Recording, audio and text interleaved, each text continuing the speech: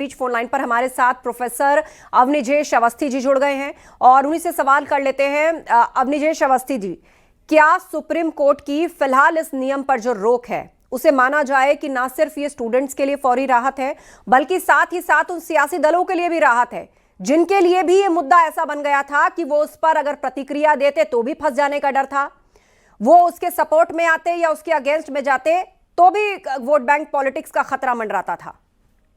देखिए, सबसे बड़ी बात यह है कि ये राहत की बात तो मैं कहूंगा भारतीय समाज के लिए है।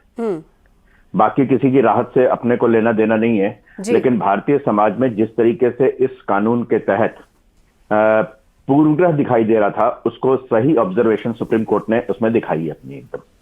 उन्होंने कहा कि बहुत ही वेग है, पहली बात। दूसरी बात, सबसे इंपॉर्टेंट बात यह थी कि जो व्यक्ति अगर कोई भी इसमें कंप्लेन करता है उसको, अगर वो झूठी कंप्लेंट करता है तो उसके ऊपर कोई पेनल्टिव एक्शन नहीं था।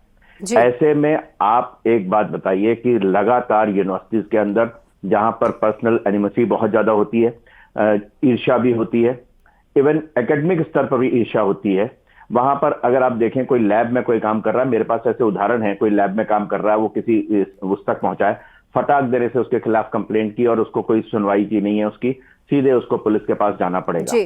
तो ये बात बड़ी साफ सी है कि सुप्रीम कोर्ट ने भारतीय समाज के उस स्वरूप को, जिस स्वरूप में एक समय कहीं, और एक बात बड़ी साफ सी है कि इस समय ऐसा है भी नहीं वास्तव में। इस समय केंद्रीय विश्वविद्यालयों की तो बात मैं जानता हूं, वहां पर इस तरीके की नहीं है। जिन दो आत्महत्याओं का के आधार पर इसको डाला गया था, बिल्कुल बिल्कुल, और आपने बहुत ही अच्छी तरीके से इसको एक्सप्लेन किया कि ये भारतीय समाज की जीत है।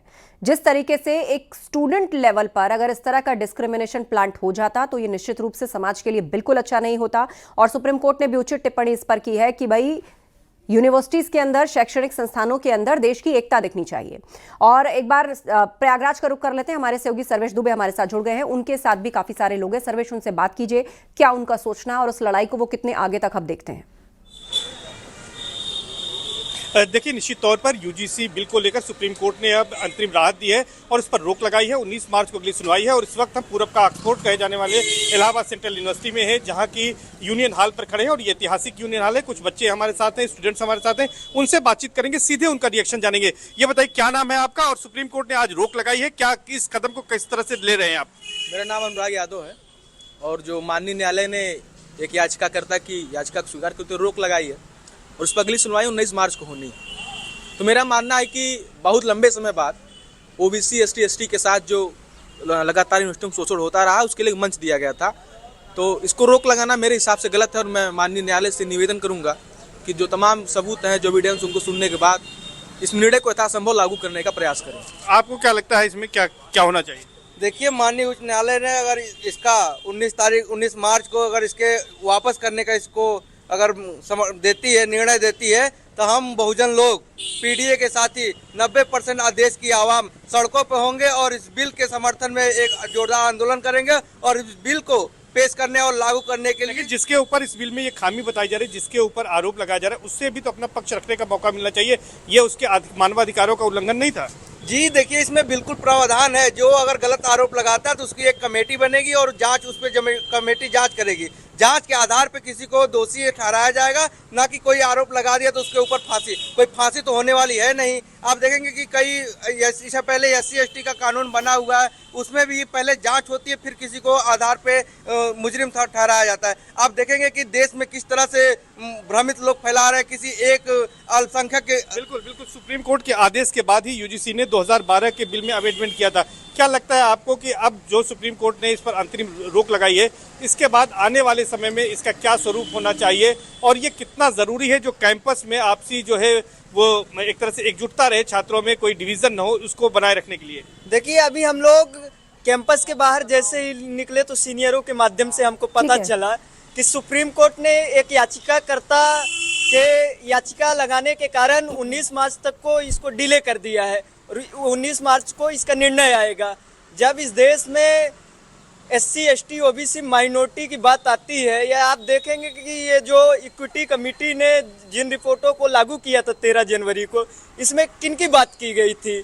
इसमें ठीक है, उद्देश्य चलिए, ये UGC तमाम कमेटी प्रतिक्रियाएं का मिल यही रही हैं धर्म- और सुप्रीम कोर्ट की इन तमाम टिप्पणियों के बाद जो जनरल वर्ग है वो दो शब्दों में उसको अगर परिभाषित किया जाए तो वो कह रहा है सत्यमेव जयते। न्यूज रूम का रुख कर लेते हैं, नीलू सिंह हमारे साथ है।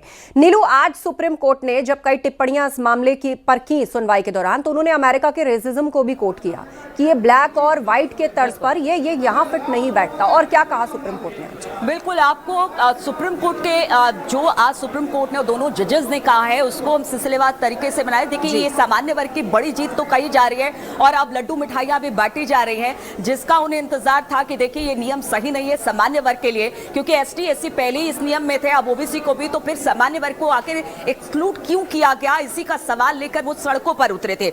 अगर बात की जाए जिस तरह से तीखी प्रतिक्रिया की आप भी बात कर रही हैं कि नस्ल भेदी टिप्पणी की बात उन्होंने अमेरिका का जिक्र किया, तो उसमें अगर बातचीत की बात की, उन्होंने कहा कि आजादी के 75 साल बाद भी देश जातियों के जंजाल में नहीं निकल पाया है। जस्टिस जॉय माल्या बागची ने कहा कि अमेरिका वाली स्थिति का जिक्र किया और बागची ने कहा कि मुझे उम्मीद है कि हम उस स्थिति तक नहीं पहुंचेंगे जहां अमेरिका में अलग अलग स्कूलों में ब्लैक और व्हाइट को पढ़ाया जाता था। तो आप समझिए कि किस तरह से नस्लवाद का भी जिक्र किया गया है, जातिवाद का भी जिक्र किया गया है, और उन्होंने कहा कि देखिए अगर और जब इसका विरोध किया जा रहा था तो लोग इस बिल्कुल। तर्ज पर बात करने लगे थे कि अब क्या यूनिवर्सिटीज भी अलग अलग बना दी जाए कि जनरल कैटेगरी के स्टूडेंट डर के मारे कहीं और पढ़े, उनके स्कूल्स भी अलग कर दिए जाएं।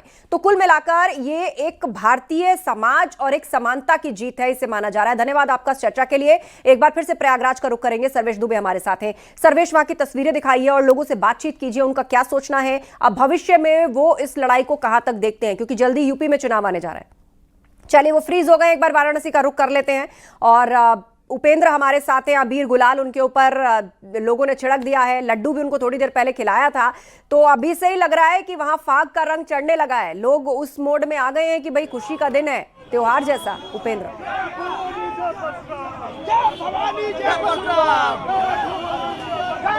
देखिए बिल्कुल 1 तारीख से फागुन 2 दिन पहले ही आ गया, लेकिन फागुन 2 दिन पहले इसलिए आया है कि एक काला कानून, अगर काला स्याही नहीं आया होता तो आपको गुलाल नहीं देखने को मिलती। इनको अफसोस होना चाहिए कि आपको हम सत्ता पे पहुंचाए हैं, आप हमारे ही सीने में खंजर भोंक रहे हैं। एक सवाल उस बीच में आप लोगों की तरफ से एक मांग ये भी उठने लगी थी कि जनरल के स्कूल अलग कर दिए जाए, ये हो जाए, ये सब भी तमाम तरह की मांग। भैया, मैं ये बातें उन लोगों के लिए बता रहा था कि एक बार यूरोपियन कंट्री में काले और गोरे में बहुत बड़ा मतभेद हुआ था। कालों ने कर्म करना चाहा, उन्होंने कहा मुझे वही स्कूल चाहिए, मुझे वही अध्यापक चाहिए, मुझे वही सिस्टम चाहिए, मुझे वही व्यवस्था चाहिए, और उन्होंने गोरों को बीट किया। लेकिन यहाँ उन तरह के कर्मविहीन लोग भी रहे जो कर्म नहीं, सीधे मुंह की मलाई रबड़ी खाना चाहते। मैडम, आप भी 3 दिन से धरने में बैठी थी, आज आप पे गुलाल लगा है, कितनी बड़ी खुशी है? बहुत ज्यादा खुशी है मुझे न्याय पर, और अपने जो मैंने पहले ही अपील किया था, हमारे जो प्रधानमंत्री, मुझे पूरा भरोसा है और इस भरोसे पे हम कहीं न कहीं खरे उतरे हैं। सुप्रीम कोर्ट में भी जो बैठे हुए हैं जज लोग, वो बहुत बुद्धिजीवी हैं और उन्हें पता है कि इससे सिर्फ और सिर्फ विद्रोह उत्पन्न होगा, और ये सफलता और ये खुशी हम भाइयों की देख सकते हैं। मुझे बहुत खुशी है कि मैं इस मुहिम का हिस्सा बनी और आगे आके अपनी आवाज बुलंद की और ऊंचाई। राजमंगल जी, अब मंगल हो गया। मंगल हो गया है, लेकिन हम लोग जब तक पूरी तरह से खत्म न हो मंगल नहीं मानते हैं, लेकिन अभी हम लोग खुश हैं। चलिए, रोक तो लगी कम से कम, लगा रहे हैं हम लोग की मुहिम है कि कानून काला था जिस पर रोक लग गई है, इसीलिए अब रंग तो बनता है। मेरठ का रुख कर लेते हैं, उमेश श्रीवास्तव हमारे साथ जुड़ गए हैं, उनके साथ भी काफी बड़ी संख्या में स्टूडेंट्स मौजूद हैं, लोग मौजूद हैं। उमेश, उनसे बात कीजिए, उनकी प्रतिक्रिया लीजिए, वो क्या सोचते हैं अब इस कानून को लेकर, कि क्या अब ये हमेशा के लिए खत्म हो जाएगा? पर चूंकि सियासत है, चुनावी मौसम भी बहुत दूर नहीं है, तो क्या ये लड़ाई और लंबी लड़नी होगी? नए नियमों पर रोक लगा दी है और हमारे साथ कुछ स्टूडेंट्स मौजूद हैं, उनसे सीधा बात कर लेते हैं और जानते हैं कि यूजीसी के नए नियमों पर सुप्रीम कोर्ट ने जो रोक लगाई है उसको लेकर के इन स्टूडेंट्स का क्या कहना है। आप लोग ये बताइए, क्या कहना चाहेंगे जिस तरह से सुप्रीम कोर्ट ने यूजीसी के नए नियमों पर रोक लगा दी है, आपकी पहली प्रतिक्रिया क्या है? हम लोग बहुत खुश हैं कि रोक लग गई है, अब इक्वालिटी और बायसनेस खत्म रहेगी, तो ये एक बहुत अच्छी चीज़ हुई है जो आज हुआ है रद्द होना। मैं ये बोलूँगी, क्या कहना चाहेंगे आप? मैं ये बोलूँगी कि जो यूजीसी की पहली गाइडलाइंस थी उससे डिस्क्रिमिनेशन और बढ़ता, इक्वालिटी और ज़्यादा कम हो रही थी, और या लाइक सही किया है, मैं खुश हूँ जो अब सुप्रीम कोर्ट का जो आदेश है। 19 मार्च को सुनवाई की अगली तारीख दी गई है और आप बताने कि आप लोग बहुत खुश हैं। कई जगह प्रदेश में और देश के अलग अलग हिस्सों में रंग लगाया जा रहा है, एक दूसरे से खुशी का इजहार किया जा रहा है। आप क्या कहना चाहेंगे इस विषय को लेकर के? कितना इंपॉर्टेंट मसला था और सुप्रीम कोर्ट ने जिस तरह से रोक लगाई है वो बहुत जरूरी कदम रहा। इंडिपेंडेंस के इतने साल बाद यही जरूरी था कि हम लोग इक्वालिटी की तरफ ज्यादा जाएं। यूजीसी की गाइडलाइंस के हिसाब से इक्वालिटी बहुत कम हो रही थी क्योंकि यूनिवर्सिटी स्टूडेंट्स के बीच में आपस में एक रिवेंज एक रेज की फॉर्मेशन हो रही थी। इस वजह से कम्युनिटीज के बीच में इसकी वजह से ये इम्पैक्ट आएगा और इक्वालिटी कम ज्यादा बढ़ेगी, उसी की मेरी आशा रही। आप लोग सुप्रीम कोर्ट के इस निर्णय पर तालियां बजा रहे हैं, क्लैपिंग्स यहाँ पर हो रही हैं, तालियां बजा करके स्वागत किया जा रहा है। आप क्या कहेंगी? आप लोग क्लैपिंग्स कर रहे हैं कि सुप्रीम कोर्ट का जो ये निर्णय आया है और जिस तरह से कहा है कि भाई इन नए नियमों पर रोक लगती है और नोटिस जारी कर दिया है यूजीसी को और केंद्र को, क्या कहना चाहेंगे? मैं यही कहूंगी कि सुप्रीम कोर्ट ने जो आज एक्शन लिया है, हमें अब लग रहा है कि स्टूडेंट के बीच में जो बायसनेस क्रिएट हुई थी before 2-3 days, it was now about to be cancel. अब हमें ज्यादा खुशी होगी कि सारे बच्चे हम now we are equal to each other. There is no such things कि तुम्हें आसानी होगी, हमें प्रॉब्लम होगी because of this UGC act. We are happy with the decision of supreme court ने यह भी टिप्पणी की है कि जाति विहीन समाज होना चाहिए और ऐसी जो बातें थी, जो नए नियम थे, उसको लेकर के टिप्पणी करते हुए ये कहा है। क्या कहेंगे आप? लेकिन सर हमारे देश में ऐसा हो रहा है कि नियम बन रहे हैं लेकिन उसके इम्प्लीमेंटेशन से पहले ही जो इतना विरोध हो रहा है ये भी सही नहीं है, क्योंकि अगर नेशनल लेवल पर इतने बड़े लेवल पर कोई निर्णय लिया जा रहा है तो कहीं ना कहीं हमें वेट करना चाहिए उसके इम्प्लीमेंटेशन के लिए, फिर उसके प्रोस एंड कॉन्स देखने चाहिए। अभी हमारे युवा क्या सड़क पे आ रहा है, विरोध में लगा है, नहीं चाहिए नहीं चाहिए, एक बार देख लेना चाहिए। क्या पता सर इक्वालिटी इनइक्वालिटी की बात तो कर रहे हैं सब, लेकिन एक बार देखना चाहिए कि उसको कितना जस्टिसेबल है। क्या कहेंगे आप? कितना सुप्रीम कोर्ट का जो ये निर्णय आया है, जो टिप्पणी सुप्रीम कोर्ट ने की है, उसको लेकर के आपका रिएक्शन क्या है? जी, मैं जो सुप्रीम कोर्ट है हमारा, उनके पास सुप्रीम अथॉरिटी है, तो उन्होंने अपने जो पावर में जो काम किया है, जो डिसीजन लिया है वो सही है, क्योंकि और उन्होंने बेसिकली यूजीसी की गाइडलाइंस को पूरी तरह से डिनाई नहीं किया है।